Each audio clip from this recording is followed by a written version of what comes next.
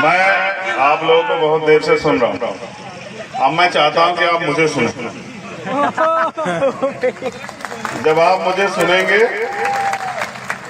जैसे आज के आयोजक हैं एलडी की टीम, छोटे भाई लबा सुना, उनके साथी, तो टीवी के माध्यम से तो उन्होंने मुझे सुनवाया। आज भी फेसबुक, यूट्यूब, इस पे तो आप मुझे सुन लेते हो, आज तो आमने सामने।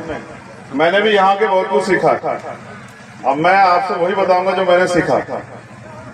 तो सर्वप्रथम तो करुणा के सागर तथागत गौतम बुद्ध, संत शिरोमणि सतगुरु रविदास जी महाराज, भगवान वाल्मीकि महाराज, गुरु नानक देव, संत कबीर, गुरु घासीदास, सभी गुरुओं को नमन करते हुए, और क्योंकि समय भी काफी हो गया है, तो फूले साहू अम्बेडकर, आप तीनों महापुरुषों को नमन करते हुए, मेरे गुरु, मेरे आदर्श मान्यवर साहब श्री काशीराम जी को नमन करते हुए, बलांगीर लाठौर की धरती, इस मंच पर उपस्थित उधर दूसरे साइड से छोटे भाई जगजीवन जी, आशीष जी, हमारी महिला मोर्चा की नेता बोध जी, छोटे भाई लबा सुना, यहाँ के प्रदेश अध्यक्ष लंकेश जी, राजकुमार जांगड़े जी जो छत्तीसगढ़ के प्रदेश अध्यक्ष हैं, दिनेश आजाद जी जो उपाध्यक्ष हैं, हमारे रॉक स्टार सिंगर छोटे भाई बड़ा अच्छा गाते हैं, मैंने आज पहली बार उनको सुना, अच्छा लगा। ये भी साबित हुआ कि हम बहुजन काबिलियत के मोहताज नहीं, उनमें बहुत है, बस अवसर मिलने की देन। यहाँ और हमारे रास्ते पर जो एक साथी हैं भीम आर्मी के मनोज जी, यहाँ उपस्थित तमाम माताएं बहनें, नौजवान साथी, और एलडी और भीम आर्मी की उड़ीसा की पूरी जिम्मेदार टीम, आप सबका बहुत बहुत धन्यवाद, मुझे आपने यहाँ बुलाया। नेता कार्यकर्ताओं से होता है, कार्यकर्ताओं से नेता होता है, नेता से कार्यकर्ता नहीं होता। जैसे इंसान की रीढ़ की हड्डी उसकी ताकत होती है, ऐसे नेता की ताकत होती है उसके कार्यकर्ता। और हम तो परिवार है भीम आर्मी के लोग। देखो, मैंने उड़ीसा में आके आज बहुत कुछ सीखा। वहां से यहां तक मैंने 10 बार बाबा साहब को माला चढ़ाई होगी, लेकिन उससे कुछ नहीं बदला।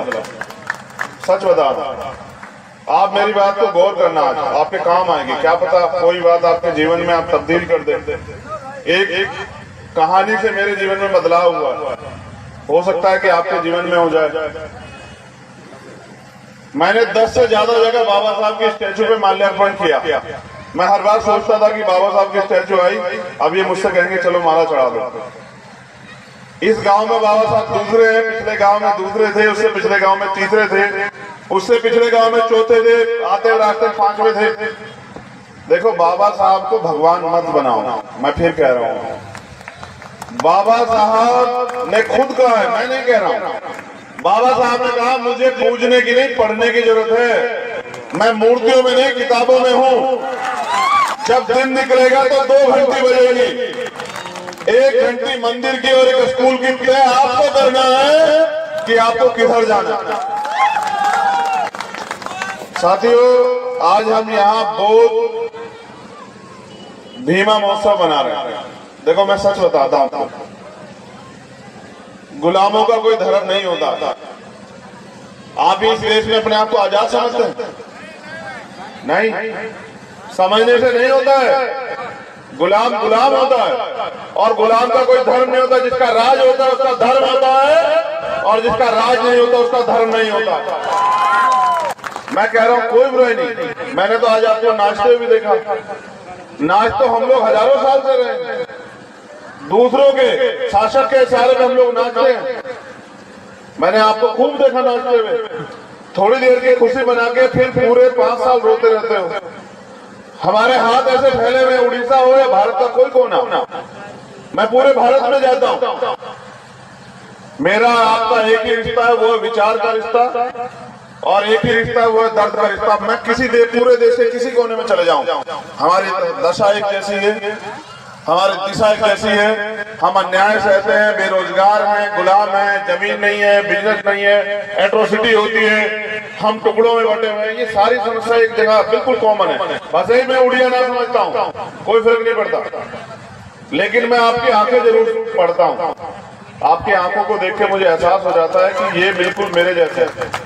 ये भी पीड़ित है और मैं भी पीड़ित हूँ, और पीड़ित भाई भाई। तो आपका मेरा दर्द का रिश्ता है।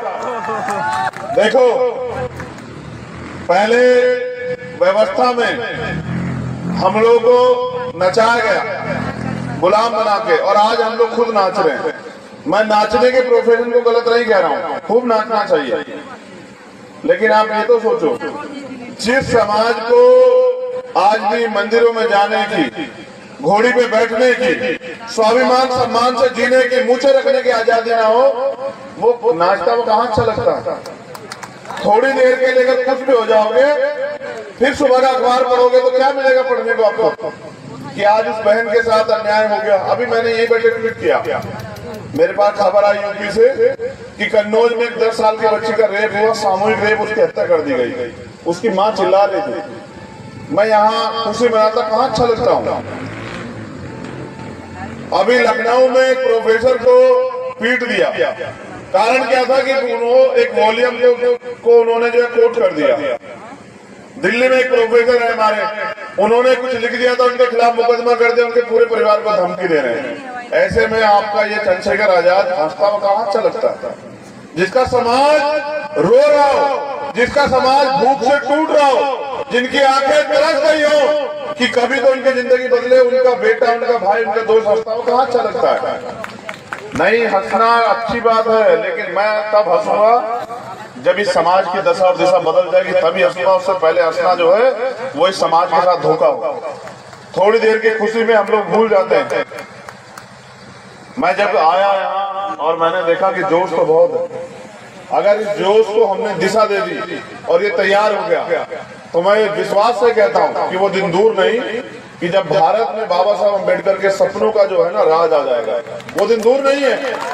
देखो, उड़ीसा हो या छत्तीसगढ़, कर्नाटक हो या केरल, और महाराष्ट्र हो या यूपी या हो जम्मू कश्मीर, सब जगह बाबा साहब अम्बेडकर एक ही बात, एक ही विचार देके गए हैं कि उठो, जागो, शिक्षित बनो, संगठित बनो, संघर्ष करो।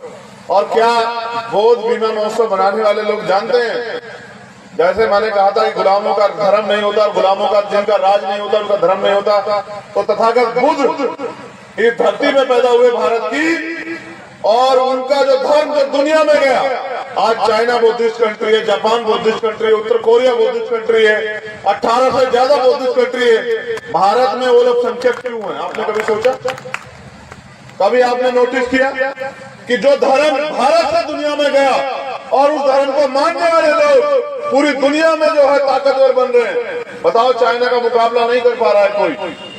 वो धर्म इस देश में अल्पसंख्यक क्यों है? हम इस देश में जो शासक हुआ करते थे, जो इस देश के रूलिंग क्लास हुआ करते थे, वो इस देश में गुलाम मोहताज कैसे बने? कभी सोचा आप लोगों ने?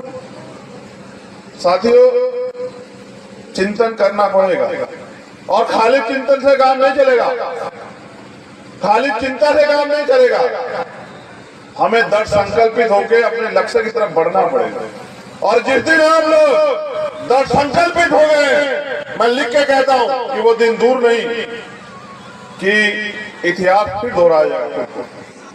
देखो, बाबा साहब ने मुझे क्या सिखाया। मैं सिर्फ आज बाबा साहब पे बात करता हूं, लेकिन बाबा साहब से पहले ज्योतिबा फूले। अगर ज्योतिबा फूले की बात ना हो तो बाबा साहब अधूरे हैं। छत्रपति साहू जी महाराज की बात ना हो तो बाबा साहब अधूरे हैं। लेकिन आप बाबा साहब को ज्यादा मानते हैं तो मैं बाबा साहब की बात करूंगा। बाबा साहब ने अपने 4 बच्चे कुर्बान करके हमें राइट दिए, अधिकार दिए, जानवरों के जीवन से निकाला हमें। उन्होंने हमें पढ़ने का अधिकार दिया, लेकिन हम देखो कितने स्वार्थी हैं। हम पढ़ते क्यों आपको पता है? सिर्फ नौकरी करने के लिए, इसलिए पढ़ते हैं, और कोई कारण नहीं है पढ़ने का। अगर आपको ये बता दिया जाए नौकरी नहीं मिलेगी तो आप नहीं पढ़ोगे। आप चेक करवा के देख लो, मैं प्रैक्टिकली बात कर रहा हूं। अगर ये भारत से ये हटा दिया जाए कि सरकारी नौकरी, प्राइवेट नौकरी नहीं होगी तो आप पढ़ोगे नहीं। लिख लेना मेरी बात। पहले लोग पढ़ने नहीं देते थे, आप पढ़ते नहीं हो। पढ़ने का अधिकार हमें इसलिए मिला था, हमें बाबा साहब सीखना चाहिए था कि आज भी 300 साल बाद उनके जैसा विद्वान पैदा नहीं हुआ। हमें उनकी तरह वो पढ़ाई करनी चाहिए थी, उस पढ़ाई को करके हम लोग इस देश के लिए आवश्यकता बन जाए कि अगर इस देश में किसी भी चीज की जरूरत हो तो हमें पूछा जाए। बाबा साहब नौकरी के लिए थोड़े पढ़े, नौकरियां तो उनके आगे पीछे घूम रही थी, वो तो ज्ञान के लिए पढ़े, और जब पढ़े तभी तो इतनी सारी वॉल्यूम लिखी। उनकी किताबें क्रांति प्रतिक्रांति पढ़ के तो देखना, इलेक्शन ऑफ कास्ट पढ़ के तो देखना, तभी तो पता लगेगा असल क्या है। ज्योतिबा फुले ने गुलामगिरी लिखी, पढ़ के तो देखना। जब तक आप अपने महापुरुषों को पढ़ोगे नहीं तो उनके विचारों पर कैसे चलोगे। फिर हम लोग, जैसा मैंने कहा कि पढ़ाई किस लिए करते हैं, नौकरी के लिए, और नौकरी किस लिए करते हैं, पेट के लिए। क्या समाज के लिए भी नौकरी करते हैं हम लोग? 1% लोग नहीं निकाल सकते इस भीड़ से। भीम आर्मी के लोगों का तो आज एलडी के लोगों का धन्यवाद करता हूं, लेकिन नौकरी पैसे वाले 1% लोग नहीं आप निकाल सकते। जो नौकरी समाज के लिए करते हो वो नौकरी अपने पेट के और अपने परिवार के लिए करते हैं। अगर पेट और परिवार से अलग उन्होंने नौकरी का 10% हिस्सा समाज को भाग आगे बढ़ाने में लगाया होता तो आज समाज की दिशा थोड़ा ही होती। हमें अपने अंदर आकलन करना चाहिए कि हम पढ़ाई क्यों करते हैं, नौकरी के लिए, और नौकरी क्यों करते हैं क्योंकि हम पे अधिकार नहीं है, हम पे सुविधाएं नहीं कि सुविधाएं मिल जाए। हम समाज के लिए थोड़ा ही करते हैं। हम राजनीति भी तो करते हैं किसके लिए? अपने लिए। वरना 131 MP schedule caste schedule tribe के, आप बताओ एक ऐसा मामला बताओ जिसको उन्होंने खड़े होकर कहा हो कि सरकार गिराने अगर हमारे लोगों के साथ अन्याय अत्याचार हो, क्यों नहीं कहा? क्योंकि वो भी नौकरी है, वो अपने मालिक की नौकरी इसलिए कर रहे हैं कि उनका घर चलता रहे, उनके पास पैसे आ जाए, और सब कुछ अपने लिए कर रहे हैं। तो समाज में कैसे बदलाव होगा बताओ? समाज ये सोचता रहता है, समाज भी बड़ा जिद्दी किस्म का हो गया है। वो सोच रहा है कि कोई रहबर आएगा, महापुरुष आएगा, आगे हमारी जिंदगी बदलेगा। मैं कह रहा हूं कि मरने के बाद भी कंधे, जब आदमी जाता है ना मरने के बाद, तो 4 कंधों की जरूरत पड़ती है। जीते जी तो अपने सहारे दियो, कुछ तो करके दिखाओ, कुछ तो आगे बात बढ़ाओ। बाबा साहब भी सोचते होंगे, और उन्होंने कहा था कि बड़ी मुश्किल से मैं इस कारवा को यहाँ तक लेके आ पाया हूँ, अगर आप इसे आगे नहीं ले जा सकते तो पीछे मत जाने दो। आज देखो कारवा कहाँ चला गया। मुझे खुशी तो इस बात की होती है कि नौजवानों ने बाबा साहब का मिशन आगे बढ़ाने का सपना तय कर लिया है, वो लोग लग चुके हैं। लेकिन जिन लोगों के पास साधन संसाधन आगे, वो कम से कम उनकी मदद तो करें, तभी तो आंदोलन आगे बढ़ेगा। भाई ये जो नौजवान युवा जोश तैयार हो गया, इसको ब्रेन देने का काम हमारा पढ़ा लिखा अधिकारी कर्मचारी करे तो सही, तभी तो आंदोलन आगे बढ़ेगा। ये हम किसके भरोसे बैठे हैं? देखो 3 तरह के लोग होते हैं। एक वो लोग जो सोए हुए लोग होते हैं, सोया हुआ और मरा हुआ एक समान होता है। ऐसे बहुत सारे लोग हैं जो रोटी कपड़ा मकान के लिए जीते हैं, और भारत में उनकी संख्या 100 करोड़ से ज्यादा है, जिनका एक ही सुबह उठ के एक ही काम है कि रोटी मिल जाए, कपड़ा मिल जाए, मकान मिल जाए। दूसरे लोग वो होते हैं जो घुटनों के बल चलते हैं। जो आज के हमारे अधिकारी कर्मचारी लोग हैं, वो बेचारे घुटनों के बल इसलिए हैं कि सरकार को उनकी गर्दन ना दिख जाए समाज का कुछ काम करते हुए। वो थोड़ा सा संसाधन जो आरक्षण की वजह से उनको मिल गया, वो उसमें खुश हैं। लेकिन तीसरे लोग होते हैं जो आंख से आंख मिला के बात करते हैं। बस मैं तो आप में वो जज्बा देखना चाहता हूं कि आप आंख से आंख मिला के बात करें और हवाओं को बता दो कि वो दिन चले गए। अब अगर अन्याय अत्याचार होगा तो ईंट का जवाब पत्थर से दिया जाएगा, और इतिहास याद रखेगा, दिन नहीं भूलने देंगे किसी को। देखो मेरी बात सुनो, भारत में संविधान, पहले जब राजतंत्र था, आजादी से पहले तो तलवारों से लड़ाइयां होती थी। अब लड़ाई संविधान से होती है, वोट से होती है। जिस दिन आप अपने वोट की वैल्यू समझ जाओगे और काम करने वाले व्यक्ति को मौका दोगे, तो वो दिन दूर नहीं कि उत्तर प्रदेश से लेके कन्याकुमारी से लेके कश्मीर तक, और कश्मीर से लेके कन्याकुमारी तक नीला ही नीला दिखाई देगा। वो दिन दूर नहीं, देश में, याद रखना मेरी बात। लेकिन वो चिल्लाने से नहीं आएगा सर, उसके लिए मेहनत करनी पड़ेगी। जिनसे मुकाबला है वो 5 बजे उठ के शाखा लगाते हैं। आप 5 बजे उठ के समाज को जगाने का काम करते हो? अगर आप उनसे जीतना चाहते हो तो उनसे ज्यादा काम करना पड़ेगा। और यहाँ की जो सरकार है वो 35 साल से सरकार में है, वो और उनके पिताजी। इस बार मुझे प्रदेश अध्यक्ष ने बताया कि यहाँ बाबा साहब अम्बेडकर का मूवमेंट खड़ा होने लग गया है, यहाँ गली गली जय भीम की बात होने लग गई है। इस कारण से मुझे पता लगा मुख्यमंत्री जी इस बार बाबा साहब को नमन कर रहे थे। ये आपकी ताकत है, ये आपके मूवमेंट की ताकत है कि जिन लोगों ने आजाद भारत में, जिन लोगों ने बाबा साहब की जीते जी सब यात्रा निकाली, आज वो भी बाबा साहब की बात करते हैं। देश की सरकार के लोग और आपकी यहाँ की सरकार के लोग जिन्होंने बाबा साहब के बच्चों के सर के बदन के कपड़े तक छीन लिए, उनको रोटी रोटी के लिए मोहताज बना के रखा।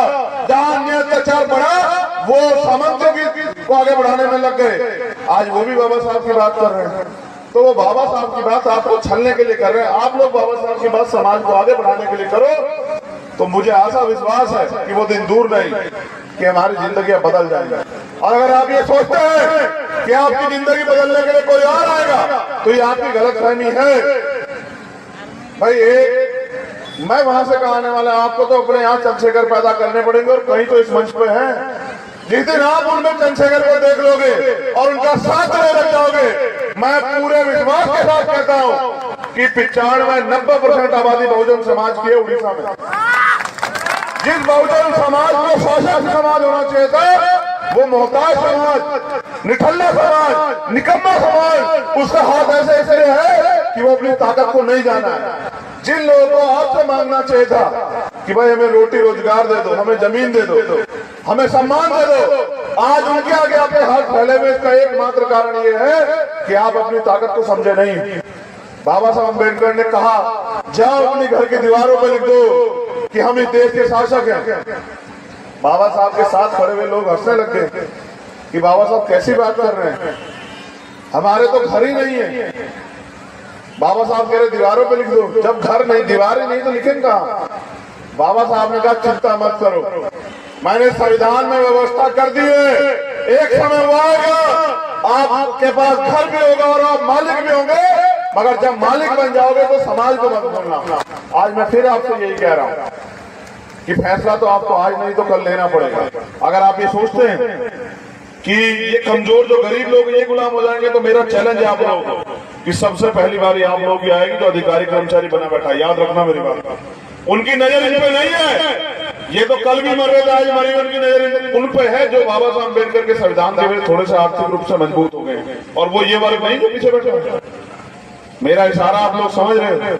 आप देखो जबरन रिटायरमेंट कराए जा रहे हैं, और जब आग लग लगी है ना तो वो यहाँ तक भी आएगी। याद रखना मेरी बात, वो उड़ीसा तक भी आएगी। अगर आपने फैसला नहीं लिया, बताओ ये सरकार वर्तमान की केंद्र की सरकार एक एक करके सब कुछ बेच रही है। कल सारा सरकार सिस्टम प्राइवेट हो जाएगा। जब प्राइवेट हो जाएगा तो आरक्षण व्यवस्था खत्म हो जाएगी। जब आरक्षण व्यवस्था खत्म हो जाएगी तो आपको कुर्सी कौन दे रहा है साहब? आप कौन से गलत फहमियों के लोग आपको कुर्सी देंगे? जो आज आपको बराबर में बैठना नहीं देते, जो आपका हाथ का छुआ पानी नहीं पीते, वो आपको अधिकार देंगे? गलत फहमी में आप लोग। अभी भी समय है, जाग जाइए। अभी भी समय है कि खड़े हो जाइए, मिशन मूवमेंट को शुरू कर दीजिए, लोगों को जगाना शुरू कर दीजिए। अगर आप इसमें देरी करेंगे तो कल आपको भी भुगतना पड़ेगा। मैं अपनी बात को खत्म करने से पहले आपको एक तरीका बता रहा हूं कि आंदोलन फेल क्यों हुआ पिछले वाला, और हम लोग अब तक क्यों नहीं जो है इस गुलामी को काट पाए। अगर मेरी बात आपको समझ में आई तो इसको जाके प्रैक्टिकली प्रयोग करना।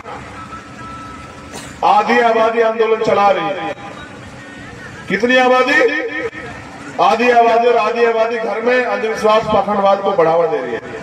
जब तक हमारे आंदोलन में बराबर की हिस्सेदारी में माताएं बहनें शामिल नहीं होगी, तब तक हम लोग इस देश में सफल नहीं हो सकते। मेरी बात को आप लोग याद रखना। दूसरों को जगाने से बेहतर, गांव-गांव चिल्लाने से जाके बेहतर अपने अपने घर से अंधविश्वास पाखंडवाद को निकालने का काम करो, और बाबा साहब के संविधान को स्थापित करने का काम करो, अपने लोगों को पढ़ाने का काम करो, और जो भाईचारा कायम होना चाहिए उसको करने का काम करो। अपने अहंकार को त्यागो, फिर देखो मूवमेंट कैसे आगे बढ़ जाती है। जो लोग काम कर रहे हैं उनका साथ दो, या फिर आओ मैदान में आप काम करो, हम आपका साथ देने को तैयार है। कहीं तो आगे खड़े हो जाओ, कोई सी चैनल में तो फिट हो जाओ, कुछ तो करो। अगर नहीं करोगे तो फिर कह रहा हूं कि कल्पना करो, जितने लोग यहाँ बैठे हैं, कल्पना होती है ना, कल्पना समझते हो कि क्या हो सकता है? सोचो भारत संविधान खत्म हो जाएगा, सोचो भारत संविधान हट गया, आप कल्पना करो आप कहां हो? आप इन कुर्सियों पे नहीं हो सकते किसी भी कीमत पे, समझ गए? इसलिए मैं बात आपसे कह रहा हूं, मैं नौजवान साथियों से अपील कर रहा हूं, खाली जय भीम के नारों से काम नहीं चलेगा सर, खाली जय भीम के नारों से काम नहीं चलेगा। अपने आप को अनुशासित बनाओ, और अपने महापुरुषों को पढ़ो। मैं आपको गुरु मंत्र बता रहा हूँ। ज्योतिबा फूले, साहू जी महाराज और बाबा साहब अम्बेडकर को पहले पढ़ो और फिर ये तय करो, क्योंकि आंदोलन मिशन मूवमेंट का काम समाज को देने के लिए होता है, समाज से लूटने के लिए नहीं होता है। फिर ये तय करो कि आपको किस समाज को लूटना है या इस समाज को कुछ देना है। और अगर मैं गारंटी से कहता हूँ, अगर 10 लोग आपने उड़ीसा में तैयार करके मूवमेंट के मुझे दे दिए, मैं उड़ीसा की धरती पे नीला झंडा जो है ना आपके सहयोग से गाड़ दूंगा। मेरा वादा आपने सो नहीं चाहिए। बकरे का काम, बकरे का एक ही काम होता है, उसकी बलि दी जाती है, शेरों की बलि दी जाती है। 100 लोग नीचे, 10 लोग चाहिए बस ईमानदार, 10 लोग ईमानदार जो समाज के लिए कुछ करके दिखाना चाहते हो। और आपकी जवानी का फायदा क्या होगा बताओ, जो समाज के काम नहीं आएगी। भाई जानवर भी अपने लिए जीता है और आप भी अपने लिए जियोगे तो क्या फायदा। मैंने बहुत दिन पहले सुना था संत गाडगे जी महाराज क्या कह गए कि अगर इस दुनिया में आने के बाद आप सम्मान भी कमा पाए तो आप में और जानवर में कोई फर्क नहीं। तो ये चेहरे पर दासी इसलिए कि 85 सोया हुआ, जिस दिन ये बहुजन जाग जाएगा उस दिन चोर लुटेरा भाग जाएगा। बहुत बहुत धन्यवाद। मैं दोबारा से एलडीए की टीम का, भीम आर्मी टीम का धन्यवाद देता हूं। लेकिन याद रखो, इतिहास खुद को दोहराता है। मैं एक आशा आपको देके जा रहा हूं कि बाबा साहब अम्बेडकर ने कहा था, आप मानते हैं बाबा साहब झूठ नहीं कह सकते? बताओ पहले हाथ उठा के बताओ जो लोग मानते हैं बाबा साहब ने सच कहा होगा, हाथ उठाओ। 100% सच। तुम्हें शक है बाबा साहब पे?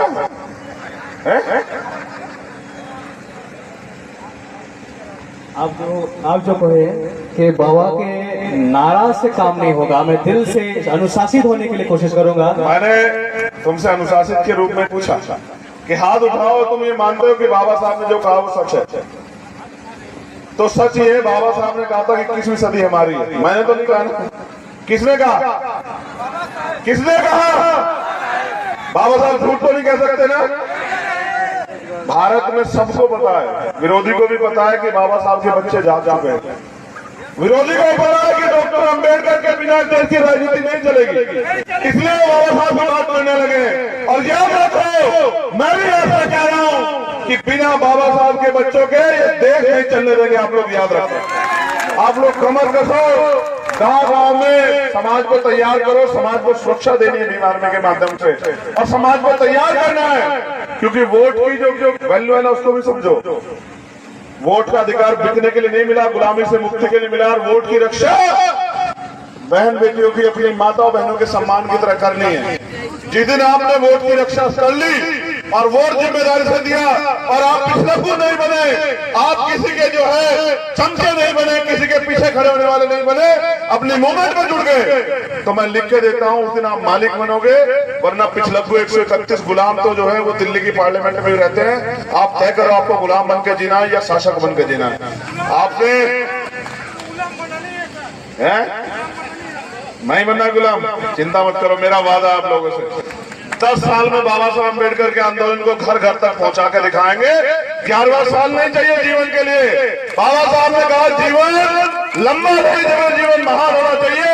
मैं आपसे वादा करता हूं कि हम सब लोग मिलकर इतनी मजबूती से काम करेंगे, जो आगे सामने बैठे और पीछे, कि 10 साल के अंदर बाबा साहब अम्बेडकर के सपनों को इतनी मजबूती से भारत में खड़ा करेंगे कि दुनिया के लोग याद रखेंगे।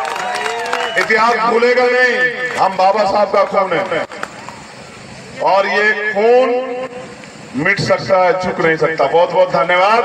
जय भीम, जय भारत, जय मंडल, जय जोहर, जय संविधान, और आप सभी के लिए मंगल कामना। धन्यवाद।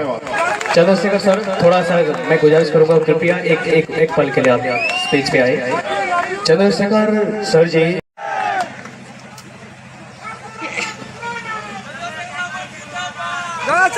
जिंदाबाद जिंदाबाद जिंदाबाद जिंदाबाद। मैं आप लोगों को बहुत देर से सुन रहा हूँ, अब मैं चाहता हूँ कि आप मुझे सुने।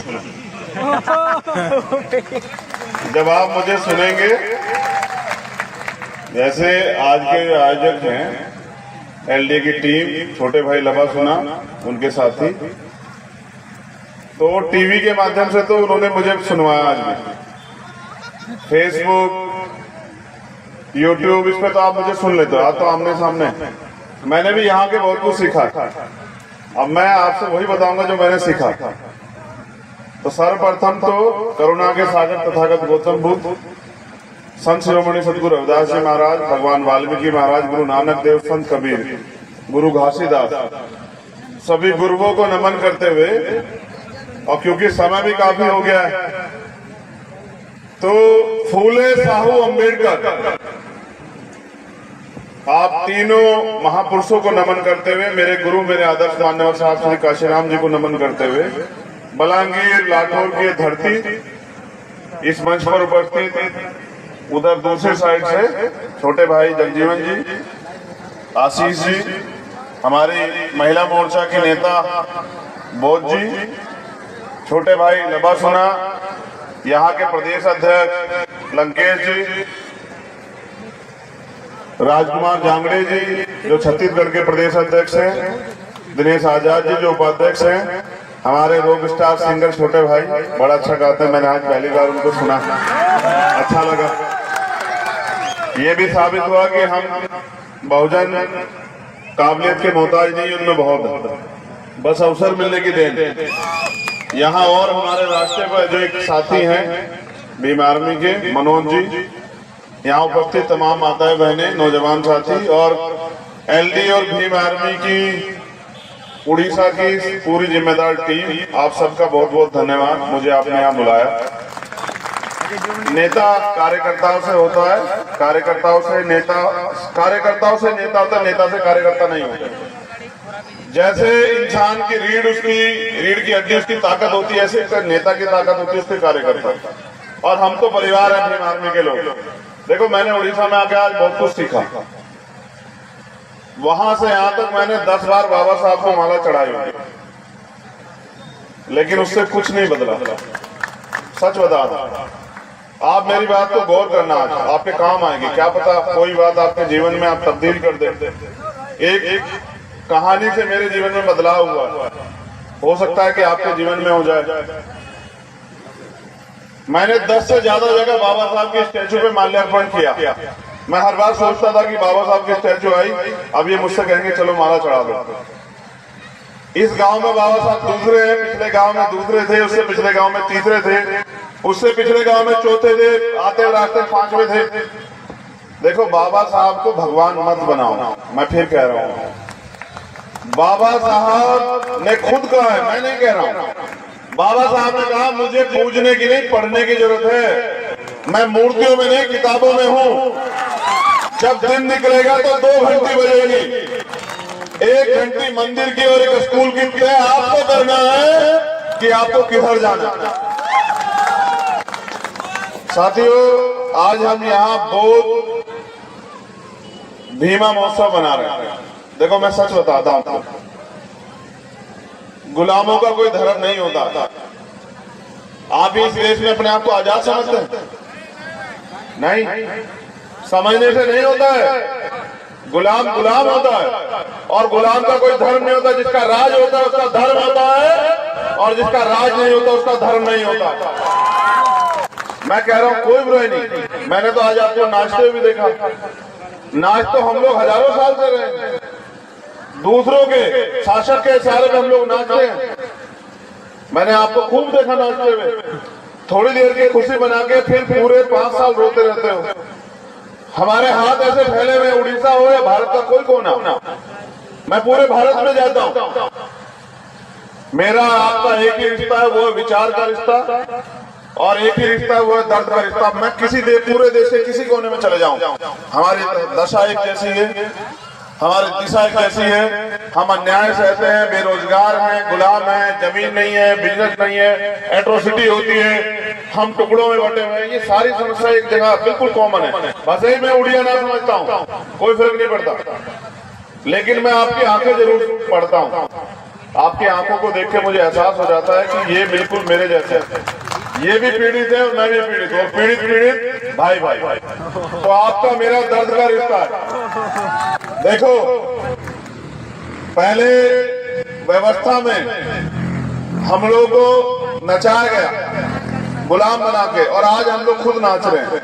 मैं नाचने के प्रोफेशन को गलत नहीं कह रहा हूँ, खूब नाचना चाहिए, लेकिन आप ये तो सोचो, जिस समाज को आज भी मंदिरों में जाने की, घोड़ी पे बैठने की, स्वाभिमान सम्मान से जीने की, मूछे रखने की आजादी ना हो, वो नाचता वो कहाँ अच्छा लगता है। थोड़ी देर के लिए अगर कुछ भी हो जाओगे, फिर सुबह का अखबार पढ़ोगे तो क्या मिलेगा पढ़ने को आपको कि आज इस बहन के साथ अन्याय हो गया। अभी मैंने यही बैठे ट्वीट किया, मेरे पास खबर आई यूपी से कि कन्नौज में एक 10 साल की बच्ची का रेप हुआ, सामूहिक रेप, उसकी हत्या कर दी गई। उसकी माँ चिल्ला रही थी, मैं यहाँ खुशी मनाता कहाँ अच्छा लगता हूँ। अभी लखनऊ में एक प्रोफेसर को पीट दिया, कारण क्या था कि उन्होंने एक वॉल्यूम को उन्होंने जो है कोट कर दिया। दिल्ली में एक प्रोफेसर है हमारे, उन्होंने कुछ लिख दिया था, उनके खिलाफ मुकदमा कर दिया, उनके पूरे परिवार को धमकी दे रहे हैं। ऐसे में आपका ये चंद्रशेखर आजाद हंसता हुआ कहाँ अच्छा लगता है। जिसका समाज रो रहा हो, जिसका समाज भूख से टूट रहा हो, जिनकी आंखें तरस गई हो कि कभी तो उनकी जिंदगी बदले, उनका बेटा, उनका भाई, उनका दोस्त हंसता हुआ कहाँ अच्छा लगता है। नहीं, हंसना अच्छी बात है, लेकिन मैं तब हंसूंगा जब इस समाज की दशा और दिशा बदल जाएगी, तभी हंसूंगा। उससे पहले हंसना जो है वो इस समाज के साथ धोखा होगा। थोड़ी देर की खुशी में हम लोग भूल जाते हैं। मैं जब आया यहाँ और मैंने देखा कि जोश तो बहुत है, अगर इस जोश को हमने दिशा दे दी और ये तैयार हो गया, तो मैं विश्वास से कहता हूँ कि वो दिन दूर नहीं कि जब भारत में बाबा साहब अम्बेडकर के सपनों का जो है ना राज आ जाएगा। वो दिन दूर नहीं है। देखो, उड़ीसा हो या छत्तीसगढ़, कर्नाटक हो या केरल, और महाराष्ट्र हो या यूपी या हो जम्मू कश्मीर, सब जगह बाबा साहब अम्बेडकर एक ही बात, एक ही विचार देके गए हैं कि उठो, जागो, शिक्षित बनो, संगठित बनो, संघर्ष करो। और क्या बोध बीमा महोत्सव बनाने वाले लोग जानते हैं, जैसे मैंने कहा था कि गुलामों का धर्म नहीं होता, गुलामों का जिनका राज नहीं होता उनका धर्म नहीं होता, तो तथागत बुद्ध इस धरती में पैदा हुए भारत की, और उनका जो धर्म जो दुनिया में गया, आज चाइना बुद्धिस्ट कंट्री है, जापान बुद्धिस्ट कंट्री है, उत्तर कोरिया बुद्धिस्ट कंट्री है, 18 से ज्यादा बुद्धिस्ट कंट्री है। भारत में वो लोग संख्यक क्यों है? आपने कभी सोचा? कभी आपने नोटिस किया कि जो धर्म भारत से दुनिया में गया और उस धर्म को मानने वाले लोग पूरी दुनिया में जो है ताकतवर बन रहे हैं। बताओ, चाइना का मुकाबला नहीं कर पा रहा है कोई। वो धर्म इस देश में अल्पसंख्यक क्यों है? हम इस देश में जो शासक हुआ करते थे, जो इस देश के रूलिंग क्लास हुआ करते थे, वो इस देश में गुलाम मोहताज कैसे बने? कभी सोचा आप लोगों ने? साथियों, चिंतन करना पड़ेगा, और खाली चिंतन से काम नहीं चलेगा, खाली चिंता से काम नहीं चलेगा। हमें दृढ़ संकल्पित होकर अपने लक्ष्य की तरफ बढ़ना पड़ेगा। और जिस दिन आप लोग दृढ़ संकल्पित हो गए, मैं लिख के कहता हूं कि वो दिन दूर नहीं कि इतिहास फिर दोहराया जाएगा। देखो, बाबा साहब ने मुझे क्या सिखाया, मैं सिर्फ आज बाबा साहब पे बात करता हूं, लेकिन बाबा साहब से पहले ज्योतिबा फूले। अगर ज्योतिबा फूले की बात ना हो तो बाबा साहब अधूरे हैं। छत्रपति साहू जी महाराज की बात ना हो तो बाबा साहब अधूरे हैं। लेकिन आप बाबा साहब को ज्यादा मानते हैं तो मैं बाबा साहब की बात करूंगा। बाबा साहब ने अपने 4 बच्चे कुर्बान करके हमें राइट दिया, अधिकार दिए, जानवरों के जीवन से निकाला हमें। उन्होंने हमें पढ़ने का अधिकार दिया, लेकिन हम देखो कितने स्वार्थी हैं। हम पढ़ते क्यों आपको पता है? सिर्फ नौकरी करने के लिए, इसलिए पढ़ते हैं, और कोई कारण नहीं है पढ़ने का। अगर आपको ये बता दिया जाए नौकरी नहीं मिलेगी तो आप नहीं पढ़ोगे। आप चेक करवा के देख लो, मैं प्रैक्टिकली बात कर रहा हूँ। अगर ये भारत से ये हटा दिया जाए कि सरकारी नौकरी, प्राइवेट नौकरी नहीं होगी, तो आप पढ़ोगे नहीं। लिख लेना मेरी बात। पहले लोग पढ़ने नहीं देते थे, आप पढ़ते नहीं हो। पढ़ने का अधिकार हमें इसलिए मिला था, हमें बाबा साहब सीखना चाहिए था कि आज भी 300 साल बाद उनके जैसा विद्वान पैदा नहीं हुआ।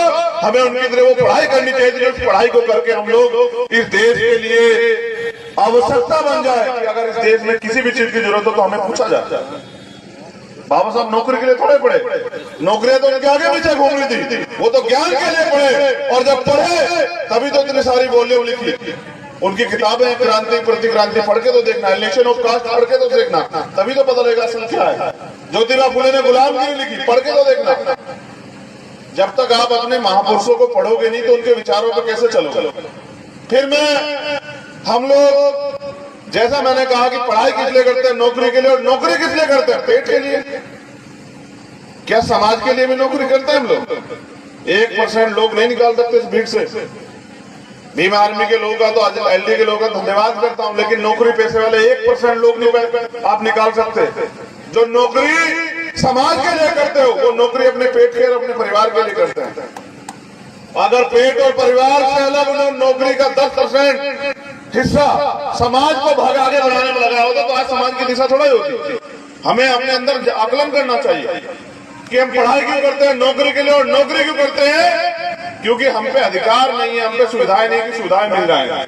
हम समाज के लिए थोड़ा ही करते हैं। हम राजनीति भी तो करते हैं किसके लिए? अपने लिए। वरना 131 MP शेड्यूल ट्राइब के आप बताओ, एक ऐसा मामला बताओ जिसको उन्होंने खड़े होकर कहा हो कि सरकार की ज्यादा अगर हमारे लोगों के साथ अन्याय अत्याचार हो। क्यों नहीं कहा? क्योंकि वो भी नौकरी है, वो अपने मालिक की नौकरी इसलिए कर रहे हैं कि उनका घर चलता रहे, उनके पास पैसे आ जाए, और सब कुछ अपने लिए कर रहे हैं। तो समाज में कैसे बदलाव होगा बताओ?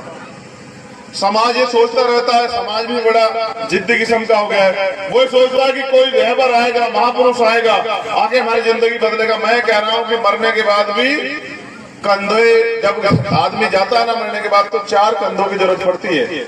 जीते जी तो अपने सहारे जियो, कुछ तो करके दिखाओ, कुछ तो आगे बात बढ़ाओ। बाबा साहब भी सोचते होंगे, और उन्होंने कहा था कि बड़ी मुश्किल से मैं इस कारवा को यहाँ तक लेके आ पाया हूँ, अगर आप इसे आगे नहीं ले जा सकते तो पीछे मत जाने दो। आज देखो कारवा कहाँ चला गया। मुझे खुशी तो इस बात की होती है कि नौजवानों ने बाबा साहब का मिशन आगे बढ़ाने का सपना तय कर लिया है, वो लोग लग चुके हैं। लेकिन जिन लोगों के पास साधन संसाधन आगे, वो कम से कम उनकी मदद तो करें, तभी तो आंदोलन आगे बढ़ेगा। भाई ये जो नौजवान युवा जोश तैयार हो गए, इसको ब्रेन देने का काम हमारा पढ़ा लिखा अधिकारी कर्मचारी करे तो सही, तभी तो आंदोलन आगे बढ़ेगा। ये हम किसके भरोसे बैठे हैं? देखो 3 तरह के लोग होते हैं। एक वो लोग जो सोए हुए लोग होते हैं, सोया हुआ और मरा हुआ एक समान होता है। ऐसे बहुत सारे लोग हैं जो रोटी कपड़ा मकान के लिए जीते हैं, और भारत में उनकी संख्या 100 करोड़ से ज्यादा है, जिनका एक ही सुबह उठ के एक ही काम है कि रोटी मिल जाए, कपड़ा मिल जाए, मकान मिल जाए। दूसरे लोग वो होते हैं जो घुटनों के बल चलते हैं। जो आज के हमारे अधिकारी कर्मचारी लोग हैं, वो बेचारे घुटनों के बल इसलिए हैं कि सरकार को उनकी गर्दन ना दिख जाए समाज का कुछ काम करते हुए। वो थोड़ा बहुत संसाधन जो आरक्षण की वजह से उनको मिल गया, वो उसमें खुश हैं। लेकिन तीसरे लोग होते हैं जो आंख से आंख मिला के बात करते हैं। बस मैं तो आप में वो जज्बा देखना चाहता हूं कि आप आंख से आंख मिला के बात करें और हवाओं को बता दो कि वो दिन चले गए। अब अगर अन्याय अत्याचार होगा तो ईंट का जवाब पत्थर से दिया जाएगा, और इतिहास याद रखेगा, दिन नहीं भूलने देंगे किसी को। देखो मेरी बात सुनो, भारत में संविधान, पहले जब राजतंत्र था, आजादी से पहले तो तलवारों से लड़ाइयां होती थी। अब लड़ाई संविधान से होती है, वोट से होती है। जिस दिन आप अपने वोट की वैल्यू समझ जाओगे और काम करने वाले व्यक्ति को मौका दोगे, तो वो दिन दूर नहीं कि उत्तर प्रदेश से लेके कन्याकुमारी से लेके कश्मीर तक, और कश्मीर से लेके कन्याकुमारी तक नीला ही नीला दिखाई देगा। वो दिन दूर नहीं, देश में, याद रखना मेरी बात। लेकिन वो चिल्लाने से नहीं आएगा सर, उसके लिए मेहनत करनी पड़ेगी। जिनसे मुकाबला है वो 5 बजे उठ के शाखा लगाते हैं। आप 5 बजे उठ के समाज को जगाने का काम करते हो? अगर आप उनसे जीतना चाहते हो तो उनसे ज्यादा काम करना पड़ेगा। और यहाँ की जो सरकार है वो 35 साल से सरकार में है, वो और उनके पिताजी। इस बार मुझे प्रदेश अध्यक्ष ने बताया कि यहाँ बाबा साहब अम्बेडकर का मूवमेंट खड़ा होने लग गया है, यहाँ गली गली जय भीम की बात होने लग गई है। इस कारण से मुझे पता लगा मुख्यमंत्री जी इस बार बाबा साहब को नमन कर रहे थे। ये आपकी ताकत है, ये आपके मूवमेंट की ताकत है कि जिन लोगों ने आजाद भारत में, जिन लोगों ने बाबा साहब की जीते जी सब यात्रा निकाली, आज वो भी बाबा साहब की बात करते हैं। देश की सरकार के लोग और आपकी यहाँ की सरकार के लोग जिन्होंने बाबा साहब के बच्चों के सर के बदन के कपड़े तक छीन लिए, उनको रोटी रोटी के लिए मोहताज बना के रखा। जहाँ अन्याय अत्याचार बढ़ा वो सामंतों को आगे बढ़ाने में लग गए। आज वो भी बाबा साहब की बात कर रहे हैं। तो वो बाबा साहब की बात आपको छलने के लिए कर रहे हैं। आप लोग बाबा साहब की बात समाज को आगे बढ़ाने के लिए करो, तो मुझे आशा विश्वास है कि वो दिन दूर नहीं कि हमारी जिंदगी बदल जाएगी। और अगर आप ये सोचते हैं कि आपकी जिंदगी बदलने के लिए कोई और आएगा, तो ये आपकी गलतफहमी है। भाई एक मैं वहां से कहा आने वाला, आपको तो अपने यहाँ चंद्रशेखर पैदा करने पड़ेंगे और कहीं तो इस मंच पे है। जिस दिन आप उनमें चंद्रशेखर को देख लोगे और उनका साथ में लग जाओगे, मैं पूरे विश्वास के साथ कहता हूं कि 95-90% आबादी बहुजन समाज की है उड़ीसा में। जिस बहुजन समाज को शासक समाज होना चाहिए था, वो मोहताज समाज, निठल्ला समाज, निकम्मा समाज, उसका हाथ ऐसे इसलिए है कि वो अपनी ताकत को नहीं जाना है। जिन लोगों को आपसे मांगना चाहिए था कि भाई हमें रोटी रोजगार दे दो, हमें जमीन दे दो, हमें सम्मान दे दो, आज उनके आगे आपके हाथ फैले हुए, इसका एकमात्र कारण ये है कि आप अपनी ताकत को समझे नहीं। बाबा साहब अम्बेडकर ने कहा, जाओ अपनी घर की दीवारों पर लिख दो कि हम इस देश के शासक हैं। बाबा साहब के साथ खड़े हुए लोग हंसने लग गए कि बाबा साहब कैसी बात कर रहे हैं, हमारे तो घर ही नहीं है। बाबा साहब कह रहे दीवारों पे लिख दो, जब घर नहीं, दीवारें नहीं तो लिखेंगे कहां? बाबा साहब ने कहा चिंता मत करो, मैंने संविधान में व्यवस्था कर दी है, एक समय वो आएगा आपके पास घर भी होगा और आप मालिक भी होंगे, मगर जब मालिक बन जाओगे तो समाज को मत भूलना। आज मैं फिर आपसे यही कह रहा हूं कि फैसला तो आपको आज नहीं तो कल लेना पड़ेगा। अगर आप ये सोचते हैं कि ये कमजोर जो गरीब लोग ये गुलाम हो जाएंगे, तो मेरा चैलेंज है आप लोगों को कि सबसे पहली बारी आप लोग की आएगी जो अधिकारी कर्मचारी बना बैठा है। याद रखना मेरी बात, उनकी नजर इन पे नहीं है, ये तो कल भी मर रहे थे, आज मरे, उनकी नजर उन पे है जो बाबा साहब अम्बेडकर के संविधान के वजह थोड़े से आर्थिक रूप से मजबूत हो गए, और वो ये वर्ग नहीं जो पीछे बैठे। मेरा इशारा आप लोग समझ रहे हो? आप देखो जबरन रिटायरमेंट कराए जा रहे हैं, और जब आग लग चुकी है ना तो वो यहाँ तक भी आएगी। याद रखना मेरी बात, वो उड़ीसा तक भी आएगी। अगर आपने फैसला नहीं लिया, बताओ ये सरकार वर्तमान की, केंद्र की सरकार एक एक करके सब कुछ बेच रही है। कल सारा सरकार सिस्टम प्राइवेट हो जाएगा। जब प्राइवेट हो जाएगा तो आरक्षण व्यवस्था खत्म हो जाएगी। जब आरक्षण व्यवस्था खत्म हो जाएगी तो आपको कुर्सी कौन दे रहा है साहब? आप कौन से गलत फहमी के लोग आपको कुर्सी देंगे? जो आज आपके बराबर में बैठना नहीं देते, जो आपका हाथ का छुआ पानी नहीं पीते, वो आपको अधिकार देंगे? गलत फहमी में आप लोग। अभी भी समय है, जाग जाइए, अभी भी समय है कि खड़े हो जाइए, मिशन मूवमेंट को शुरू कर दीजिए, लोगों को जगाना शुरू कर दीजिए। अगर आप इसमें देरी करेंगे तो कल आपको भी भुगतना पड़ेगा। मैं अपनी बात को खत्म करने से पहले आपको एक तरीका बता रहा हूं कि आंदोलन फेल क्यों हुआ पिछले वाला, और हम लोग अब तक क्यों नहीं जो है इस गुलामी को काट पाए। अगर मेरी बात आपको समझ में आई तो इसको जाके प्रैक्टिकली प्रयोग करना। आधी आबादी आंदोलन चला रही है।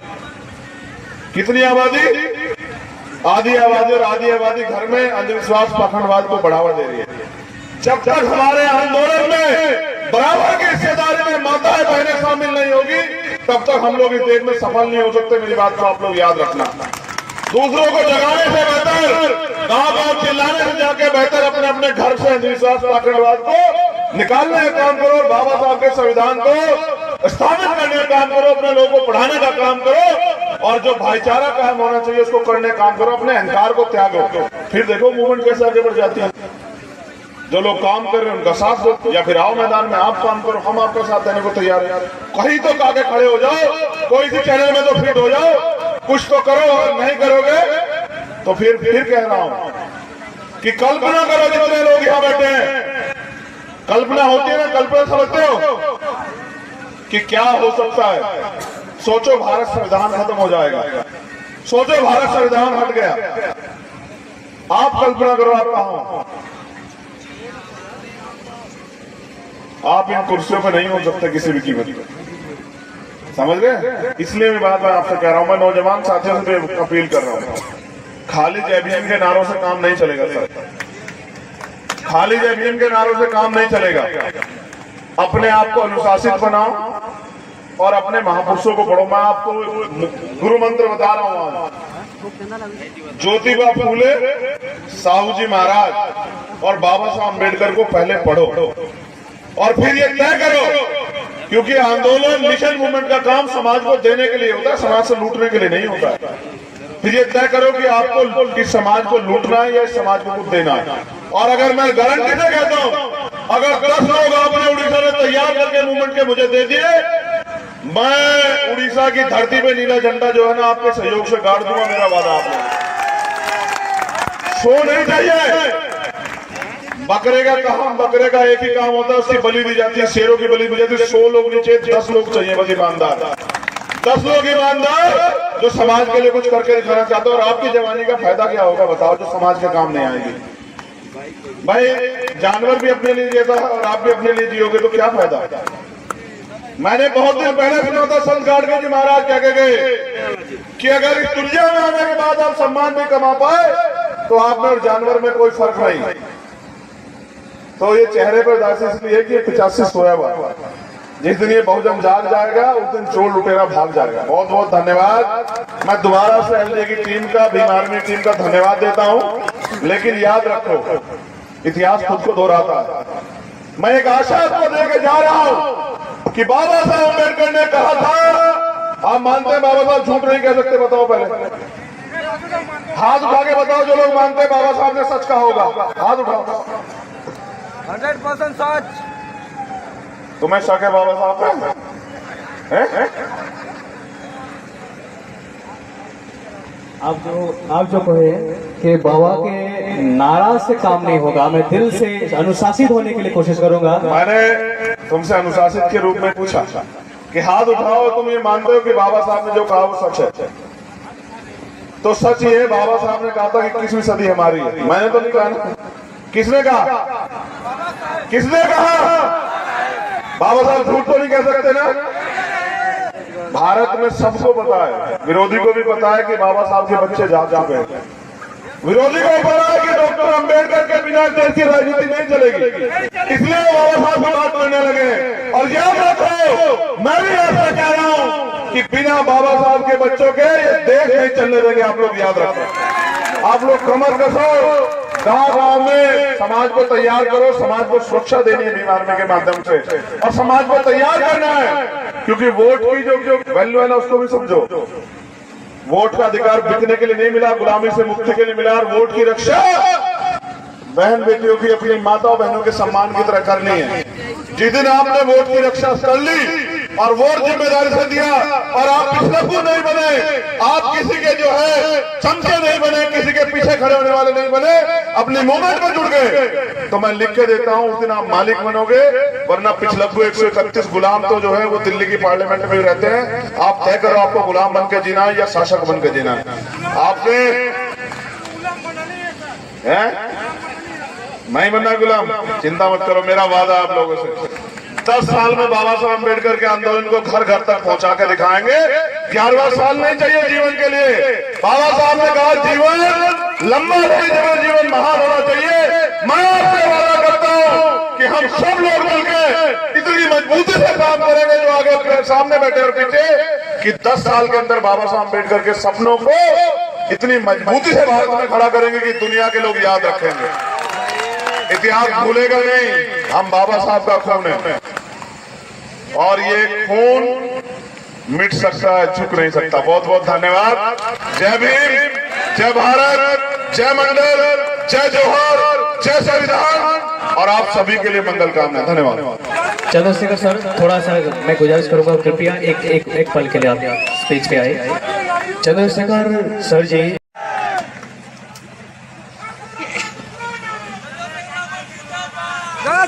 जिंदाबाद जिंदाबाद जिंदाबाद जिंदाबाद जिंदाबाद। मैं आप लोगों को बहुत देर से सुन रहा हूँ, अब मैं चाहता हूँ कि आप मुझे सुने।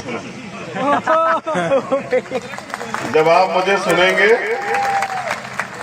जैसे आज के आयोजक हैं एलडी की टीम, छोटे भाई लबा सुना, उनके साथी, तो टीवी के माध्यम से तो उन्होंने मुझे सुनवाया। आज भी फेसबुक, यूट्यूब, इस पे तो आप मुझे सुन लेते हो, आज तो आमने सामने।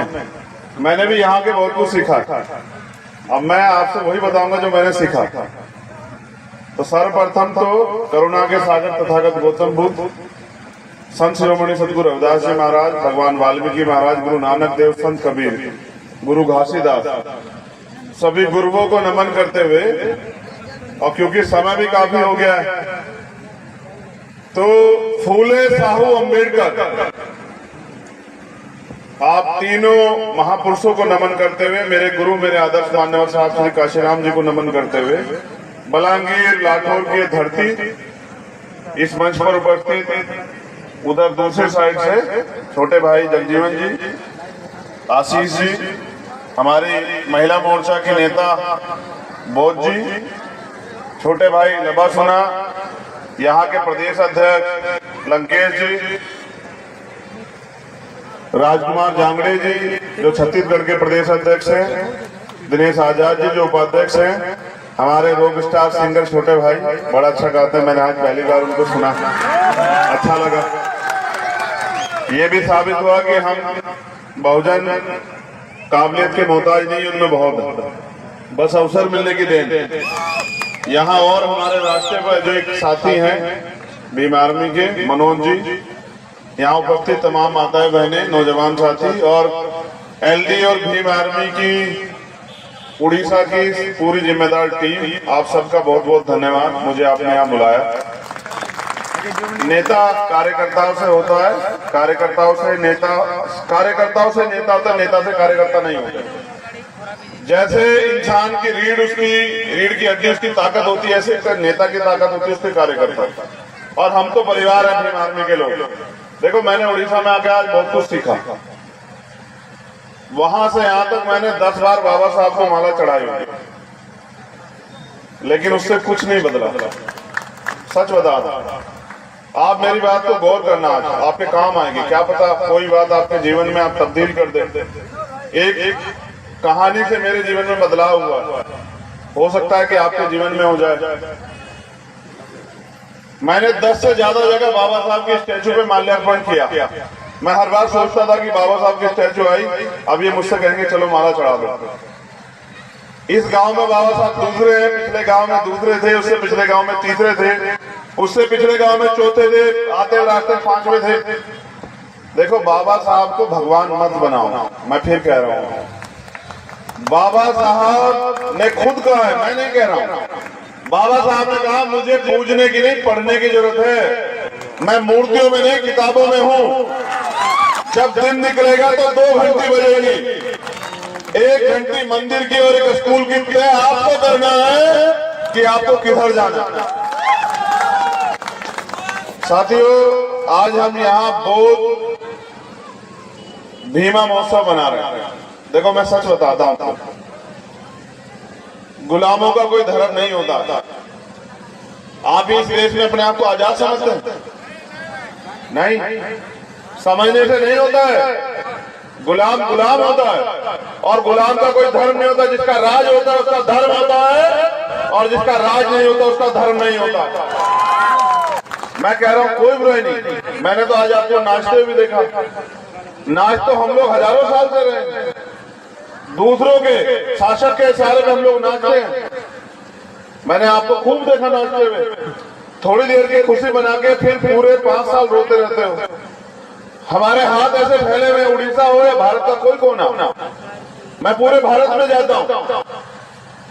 मेरा आपका एक ही रिश्ता है, वो विचार का रिश्ता, और एक ही रिश्ता है वो दर्द का रिश्ता। मैं किसी पूरे देश के किसी कोने में चले जाऊं, हमारी दशा एक जैसी है, हमारी दिशा एक जैसी है। हम अन्याय सहते हैं, बेरोजगार हैं, गुलाम हैं, जमीन नहीं है, बिजनेस नहीं है, एट्रोसिटी होती है, हम टुकड़ों में बटे हुए हैं। ये सारी समस्या एक जगह बिल्कुल कॉमन है। बस यही मैं उड़िया ना समझता हूँ, कोई फर्क नहीं पड़ता।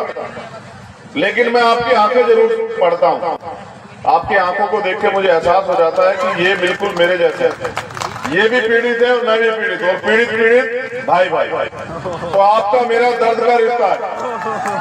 देखो पहले व्यवस्था में हम लोग को नचाया गया गुलाम बना के, और आज हम लोग खुद नाच रहे हैं। मैं नाचने के प्रोफेशन को गलत नहीं कह रहा हूँ, खूब नाचना चाहिए। लेकिन आप ये तो सोचो, जिस समाज को आज भी मंदिरों में जाने की, घोड़ी पे बैठने की, स्वाभिमान सम्मान से जीने की, मूछे रखने की आजादी ना हो, वो नाचता वो कहाँ अच्छा लगता। थोड़ी देर के लिए अगर कुछ भी हो जाओगे, फिर सुबह का अखबार पढ़ोगे तो क्या मिलेगा पढ़ने को आपको कि आज इस बहन के साथ अन्याय हो गया। अभी मैंने यही बैठे ट्वीट किया, मेरे पास खबर आई यूपी से कि कन्नौज में एक 10 साल के बच्ची का रेप हुआ, सामूहिक रेप, उसकी हत्या कर दी गई। उसकी माँ चिल्ला रही थी। मैं यहाँ खुशी मनाता कहाँ अच्छा लगता हूँ। अभी लखनऊ में एक प्रोफेसर को पीट दिया। कारण क्या था कि उन्होंने एक वॉल्यूम को उन्होंने जो है कोट कर दिया। दिल्ली में एक प्रोफेसर है हमारे, उन्होंने कुछ लिख दिया था, उनके खिलाफ मुकदमा कर दिया, उनके पूरे परिवार को धमकी दे रहे हैं। ऐसे में आपका ये चंद्रशेखर आजाद हंसता हुआ कहाँ अच्छा लगता था? जिसका समाज रो रहा हो, जिसका समाज भूख से टूट रहा हो, जिनकी आंखें तरस गई हो कि कभी तो उनकी जिंदगी बदले, उनका बेटा, उनका भाई, उनका दोस्त हंसता हो, कहाँ अच्छा लगता है? नहीं, हंसना अच्छी बात है, लेकिन मैं तब हंसूंगा जब इस समाज की दशा और दिशा बदल जाएगी, तभी हंसूंगा। उससे पहले हंसना जो है वो इस समाज के साथ धोखा हो।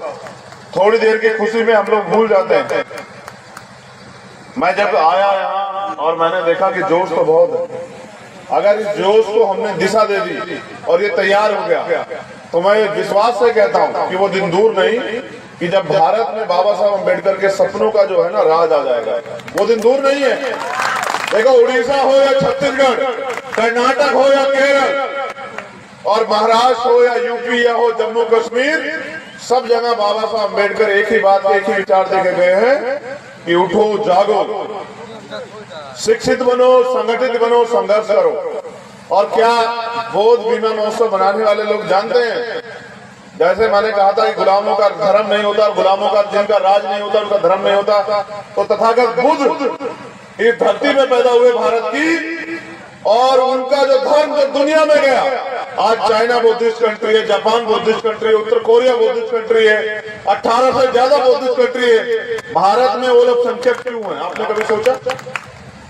कभी आपने नोटिस किया कि जो धर्म भारत से दुनिया में गया और उस धर्म को मानने वाले लोग पूरी दुनिया में जो है ताकतवर बन रहे हैं? बताओ, चाइना का मुकाबला नहीं कर पा रहा है कोई। वो धर्म इस देश में अल्पसंख्यक क्यों है? हम इस देश में जो शासक हुआ करते थे, जो इस देश के रूलिंग क्लास हुआ करते थे, वो इस देश में गुलाम होता है। कैसे? मैंने कभी सोचा आप लोगों ने? साथियों, चिंतन करना पड़ेगा, और खाली चिंतन से काम नहीं चलेगा, खाली चिंता से काम नहीं चलेगा। हमें दृढ़ संकल्पित होकर अपने लक्ष्य की तरफ बढ़ना पड़ेगा। और जिस दिन आप लोग दृढ़ संकल्पित हो गए, मैं लिख के कहता हूं कि वो दिन दूर नहीं कि इतिहास फिर दोहराया जाएगा। देखो, बाबा साहब ने क्या सीखा, मैं सिर्फ आज बाबा साहब पे बात करता हूं, लेकिन बाबा साहब से पहले ज्योतिबा फूले। अगर ज्योतिबा फूले की बात ना हो तो बाबा साहब अधूरे हैं। छत्रपति साहू जी महाराज की बात ना हो तो बाबा साहब अधूरे हैं। लेकिन आप बाबा साहब को ज्यादा मानते हैं तो मैं बाबा साहब की बात करूंगा। बाबा साहब ने अपने 4 बच्चे कुर्बान करके हमें राइट दिए, अधिकार दिए, जानवरों के जीवन से निकाला हमें। उन्होंने हमें पढ़ने का अधिकार दिया, लेकिन हम देखो कितने स्वार्थी हैं। हम पढ़ते क्यों आपको पता है? सिर्फ नौकरी करने के लिए, इसलिए पढ़ते हैं, और कोई कारण नहीं है पढ़ने का। अगर आपको ये बता दिया जाए नौकरी नहीं मिलेगी तो आप नहीं पढ़ोगे। आप चेक करवा के देख लो, मैं प्रैक्टिकली बात कर रहा हूं।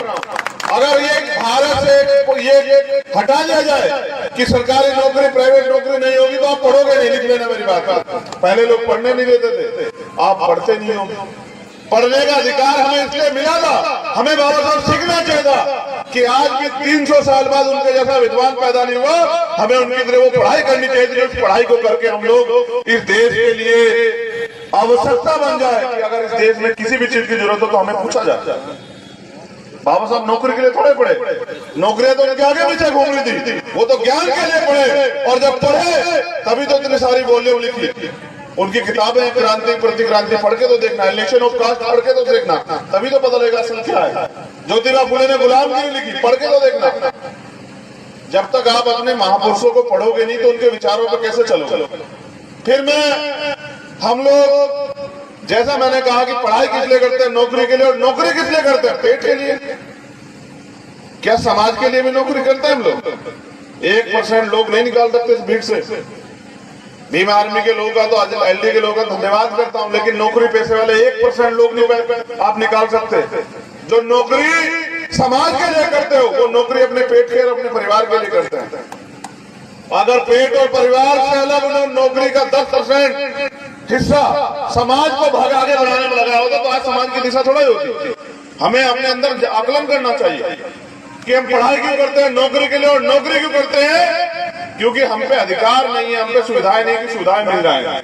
हम समाज के लिए थोड़ा ही करते हैं, हम राजनीति भी तो करते हैं किसके लिए? अपने लिए। वरना 131 MP schedule caste schedule tribe के, आप बताओ एक ऐसा मामला बताओ जिसको उन्होंने खड़े होकर कहा हो कि सरकार की ज्यादा अगर हमारे लोगों के साथ अन्याय अत्याचार हो। क्यों नहीं कहा? क्योंकि वो भी नौकरी है, वो अपने मालिक की नौकरी इसलिए कर रहे हैं कि उनका घर चलता रहे, उनके पास पैसे आ जाए, और सब कुछ अपने लिए कर रहे हैं। तो समाज में कैसे बदलाव होगा बताओ? समाज ये सोचता रहता है, समाज भी बड़ा जिद्दी किस्म का हो गया है। वो सोचता है कि कोई रहबर आएगा, महापुरुष आएगा, आके हमारी जिंदगी बदलेगा। मैं कह रहा हूं कि मरने के बाद भी कंधे, जब आदमी जाता है ना मरने के बाद, तो 4 कंधों की जरूरत पड़ती है। जीते जी तो अपने सहारे जियो, कुछ तो करके दिखाओ, कुछ तो आगे बात बढ़ा। बाबा साहब भी सोचते होंगे, और उन्होंने कहा था कि बड़ी मुश्किल से मैं इस कारवा को यहाँ तक लेके आ पाया हूँ, अगर आप इसे आगे नहीं ले जा सकते तो पीछे मत जाने दो। आज देखो कारवा कहाँ चला गया। मुझे खुशी तो इस बात की होती है कि नौजवानों ने बाबा साहब का मिशन आगे बढ़ाने का सपना तय कर लिया है, वो लोग लग चुके हैं। लेकिन जिन लोगों के पास साधन संसाधन आगे, वो कम से कम उनकी मदद तो करें, तभी तो आंदोलन आगे बढ़ेगा। भाई ये जो नौजवान युवा जोश तैयार हो गया, इसको ब्रेन देने का काम हमारा पढ़ा लिखा अधिकारी कर्मचारी करे तो सही, तभी तो आंदोलन आगे बढ़ेगा। ये हम किसके भरोसे बैठे हैं? देखो 3 तरह के लोग होते हैं। एक वो लोग जो सोए हुए लोग होते हैं, सोया हुआ और मरा हुआ एक समान होता है। ऐसे बहुत सारे लोग हैं जो रोटी कपड़ा मकान के लिए जीते हैं, और भारत में उनकी संख्या 100 करोड़ से ज्यादा है, जिनका एक ही सुबह उठ के एक ही काम है कि रोटी मिल जाए, कपड़ा मिल जाए, मकान मिल जाए। दूसरे लोग वो होते हैं जो घुटनों के बल चलते हैं। जो आज के हमारे अधिकारी कर्मचारी लोग हैं, वो बेचारे घुटनों के बल इसलिए हैं कि सरकार को उनकी गर्दन ना दिख जाए समाज का कुछ काम करते हुए। वो थोड़ा बहुत संसाधन जो आरक्षण की वजह से उनको मिल गया, वो उसमें खुश हैं। लेकिन तीसरे लोग होते हैं जो आंख से आंख मिला के बात करते हैं। बस मैं तो आप में वो जज्बा देखना चाहता हूं कि आप आंख से आंख मिला के बात करें और हवाओं को बता दो कि वो दिन चले गए। अब अगर अन्याय अत्याचार होगा तो ईंट का जवाब पत्थर से दिया जाएगा। इतिहास याद रखेगा, दिन नहीं भूलने देंगे किसी को। देखो मेरी बात सुनो, भारत में संविधान, पहले जब राजतंत्र था, आजादी से पहले तो तलवारों से लड़ाइयां होती थी। अब लड़ाई संविधान से होती है, वोट से होती है। जिस दिन आप अपने वोट की वैल्यू समझ जाओगे और काम करने वाले व्यक्ति को मौका दोगे, तो वो दिन दूर नहीं कि उत्तर प्रदेश से लेके कन्याकुमारी से लेके कश्मीर तक, और कश्मीर से लेके कन्याकुमारी तक नीला ही नीला दिखाई देगा। वो दिन दूर नहीं, देश में याद रखना मेरी बात। लेकिन वो चिल्लाने से नहीं आएगा सर, उसके लिए मेहनत करनी पड़ेगी। जिनसे मुकाबला है वो 5 बजे उठ के शाखा लगाते हैं। आप 5 बजे उठ के समाज को जगाने का काम करते हो? अगर आप उनसे जीतना चाहते हो तो उनसे ज्यादा काम करना पड़ेगा। और यहाँ की जो सरकार है वो 35 साल से सरकार में है, वो और उनके पिताजी। इस बार मुझे प्रदेश अध्यक्ष ने बताया कि यहाँ बाबा साहब अम्बेडकर का मूवमेंट खड़ा होने लग गया है, यहाँ गली गली जय भीम की बात होने लग गई है। इस कारण से मुझे पता लगा मुख्यमंत्री जी इस बार बाबा साहब को नमन कर रहे थे। ये आपकी ताकत है, ये आपके मूवमेंट की ताकत है कि जिन लोगों ने आजाद भारत में, जिन लोगों ने बाबा साहब की जीते जी सब यात्रा निकाली, आज वो भी बाबा साहब की बात करते हैं। देश की सरकार के लोग और आपकी यहाँ की सरकार के लोग जिन्होंने बाबा साहब के बच्चों के सर के बदन के कपड़े तक छीन लिए, उनको रोटी रोटी के लिए मोहताज बना के रखा। जहाँ अन्याय अत्याचार बढ़ा वो सामंतों को आगे बढ़ाने में लग गए। आज वो भी बाबा साहब की बात कर रहे हैं। तो वो बाबा साहब की बात आपको छलने के लिए कर रहे हैं। आप लोग बाबा साहब की बात समाज को आगे बढ़ाने के लिए करो, तो मुझे आशा विश्वास है कि वो दिन दूर नहीं कि हमारी जिंदगी बदल जाएगी। और अगर आप ये सोचते हैं कि आपकी जिंदगी बदलने के लिए कोई और आएगा, तो ये आपकी गलतफहमी है। भाई मैं वहां से कहा आने वाला, आपको तो अपने यहाँ चंद्रशेखर पैदा करने पड़ेंगे, और कहीं तो इस मंच पे है। जिस दिन आप उनमें चंद्रशेखर को देख लोगे और उनका साथ में लग जाओगे, मैं पूरे विश्वास के साथ कहता हूँ कि 95-90% आबादी बहुजन समाज की है उड़ीसा में। जिस बहुजन समाज को शासक समाज होना चाहिए था, वो मोहताज समाज, निठल्ला समाज, निकम्मा समाज, उसका हाथ ऐसे इसलिए है कि वो अपनी ताकत को नहीं जाना है। जिन लोगों को आपसे मांगना चाहिए था कि भाई हमें रोटी रोजगार दे दो, हमें जमीन दे दो, हमें सम्मान दे दो। आज उनके आगे अपने हाथ फैले हुए, इसका एकमात्र कारण ये है कि आप अपनी ताकत को समझे नहीं। बाबा साहब अम्बेडकर ने कहा, जाओ अपनी घर की दीवारों पर लिख दो कि हम इस देश के शासक हैं। बाबा साहब के साथ खड़े हुए लोग हंसने लग गए कि बाबा साहब कैसी बात कर रहे हैं, हमारे तो घर ही नहीं है। बाबा साहब कह रहे दीवारों पे लिख दो। जब घर नहीं, दीवारें नहीं, तो लिखेंगे कहां? बाबा साहब ने कहा चिंता मत करो, मैंने संविधान में व्यवस्था कर दी है, एक समय वो आएगा आपके पास घर भी होगा और आप मालिक भी होंगे, मगर जब मालिक बन जाओगे तो समाज को मत भूलना। आज मैं फिर आपसे यही कह रहा हूं कि फैसला तो आपको आज नहीं तो कल लेना पड़ेगा। अगर आप ये सोचते हैं कि ये कमजोर जो गरीब लोग ये गुलाम हो जाएंगे, तो मेरा चैलेंज है आप लोगों को कि सबसे पहली बारी आप लोगों की आएगी तो अधिकारी कर्मचारी बना बैठा। याद रखना मेरी बात, उनकी नजर इन पे नहीं है, ये तो कल भी मर रहे थे, आज मरी, उनकी नजर उन पे है जो बाबा साहब अम्बेडकर के संविधान की वजह थोड़े से आर्थिक रूप से मजबूत हो गए, और वो ये वर्ग नहीं जो पीछे बैठे। मेरा इशारा आप लोग समझ रहे हैं। आप देखो जबरन रिटायरमेंट कराए जा रहे हैं, और जब आग लगेगा तो वो यहाँ तक भी आएगी। याद रखना मेरी बात, वो उड़ीसा तक भी आएगी। अगर आपने फैसला नहीं लिया, बताओ ये सरकार वर्तमान की केंद्र की सरकार एक एक करके सब कुछ बेच रही है। कल सारा सरकार सिस्टम प्राइवेट हो जाएगा। जब प्राइवेट हो जाएगा तो आरक्षण व्यवस्था खत्म हो जाएगी। जब आरक्षण व्यवस्था खत्म हो जाएगी तो आपको कुर्सी कौन दे रहा है साहब? आप कौन से गलत फहमियों के लोग आपको कुर्सी देंगे? जो आज आपके बराबर में बैठना नहीं देते, जो आपका हाथ का छुआ पानी नहीं पीते, वो आपको अधिकार देंगे? गलत फहमी में आप लोग।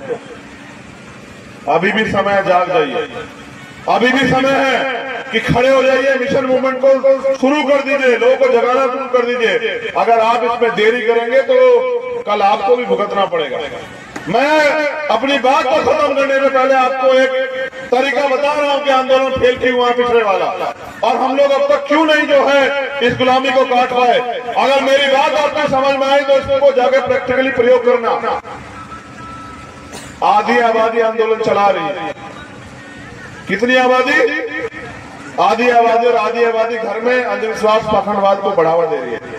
जब तक हमारे आंदोलन में बराबर की हिस्सेदारी में माताएं बहनें शामिल नहीं होगी, तब तक हम लोग इस देश में सफल नहीं हो सकते। मेरी बात को आप लोग याद रखना। दूसरों को जगाने से बेहतर, गांव-गांव चिल्लाने से जाके बेहतर अपने अपने घर से अंधविश्वास पाखंडवाद को निकालने का काम करो, और बाबा साहब के संविधान को स्थापित करने का काम करो, अपने लोगों को पढ़ाने का काम करो, और जो भाईचारा कायम होना चाहिए उसको करने का काम करो। अपने अहंकार को त्यागो, फिर देखो मूवमेंट कैसे आगे बढ़ जाती है। जो लोग काम कर रहे हैं उनका साथ दो, या फिर आओ मैदान में आप काम करो, हम आपका साथ देने को तैयार है।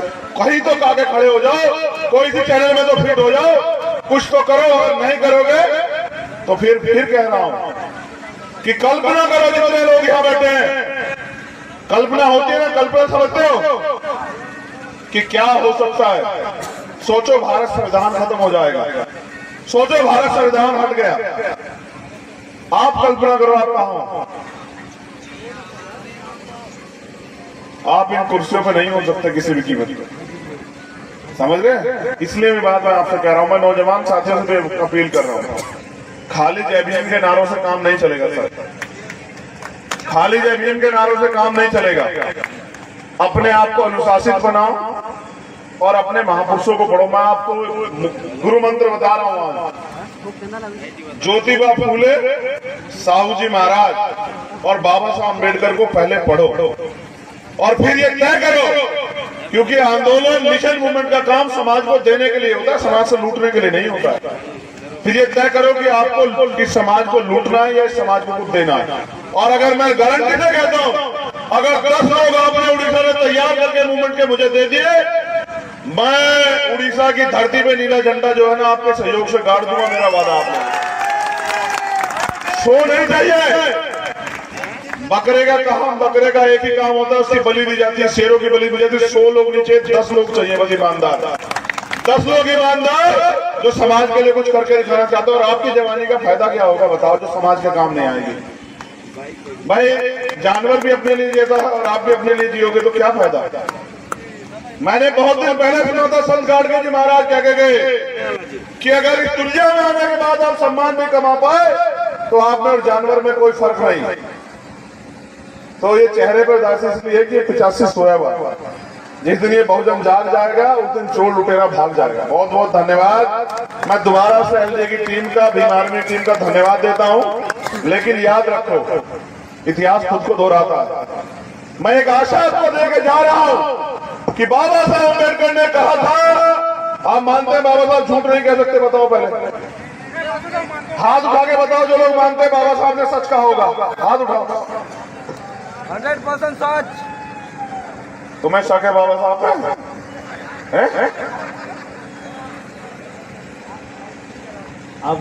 आप जो कहे कि बाबा के नारा से काम नहीं होगा, मैं दिल से अनुशासित होने के लिए कोशिश करूंगा। मैंने तुमसे अनुशासित के रूप में पूछा कि हाथ उठाओ, तुम ये मानते हो कि बाबा साहब ने जो कहा वो सच है? तो सच ये है, बाबा साहब ने कहा था कि 21वीं सदी हमारी है। मैंने तो नहीं कहा ना। किसने कहा? किसने कहा? बाबा साहब झूठ तो नहीं कह सकते ना। भारत में सबको पता है, विरोधी को भी पता है कि बाबा साहब के बच्चे जा चुके हैं। विरोधी को पता है कि डॉक्टर अंबेडकर के बिना देश की राजनीति नहीं चलेगी, इसलिए वो बाबा साहब की बात करने लगे। और याद रखो, मैं भी ऐसा कह रहा हूं कि बिना बाबा साहब के बच्चों के ये देश नहीं चलने देंगे। आप लोग याद रखो, आप लोग कमर कसो, गांव में समाज को तैयार करो। समाज को सुरक्षा देनी है भीम आर्मी के माध्यम से, और समाज को तैयार करना है, क्योंकि वोट की जो वैल्यू है ना उसको भी समझो। वोट का अधिकार बिकने के लिए नहीं मिला, गुलामी से मुक्ति के लिए मिला। और वोट की रक्षा बहन बेटियों की, अपनी माताओं बहनों के सम्मान की तरह करनी है। जिस दिन आपने वोट की रक्षा कर ली और वोट जिम्मेदारी से दिया, और आप पिछड़ू नहीं बने, आप किसी के जो है चमचे नहीं बने, किसी के पीछे खड़े होने वाले नहीं बने, अपनी मूवमेंट में जुड़ गए, तो मैं लिख के देता हूं उस दिन आप मालिक बनोगे। वरना पिछलग्गू 131 गुलाम तो जो है वो दिल्ली की पार्लियामेंट में ही रहते हैं। आप तय करो आपको गुलाम बन के जीना है या शासक बन के जीना है। आपने नहीं बनना गुलाम, चिंता मत करो, मेरा वादा आप लोगों से। 10 साल में बाबा साहब अम्बेडकर के आंदोलन को घर घर तक पहुंचा के दिखाएंगे। 11वां साल नहीं चाहिए जीवन के लिए। बाबा साहब ने कहा जीवन लंबा नहीं, जीवन महान होना चाहिए। मैं आपसे वादा करता हूं कि हम सब लोग मिलकर इतनी मजबूती से काम करेंगे, जो आगे सामने बैठे और पीछे, कि 10 साल के अंदर बाबा साहब अम्बेडकर के सपनों को इतनी मजबूती से भारत में खड़ा करेंगे कि दुनिया के लोग याद रखेंगे। इतिहास भूलेगा नहीं, हम बाबा साहब का खून है, और ये खून मिट सकता है, झुक नहीं सकता। बहुत बहुत धन्यवाद। जय भीम, जय भारत, जय मंडल, जय जोहर, जय संविधान, और आप सभी के लिए मंगल कामना। धन्यवाद। चंद्रशेखर सर, थोड़ा सा मैं गुजारिश करूंगा, कृपया एक पल के लिए आप स्पीच पे आए।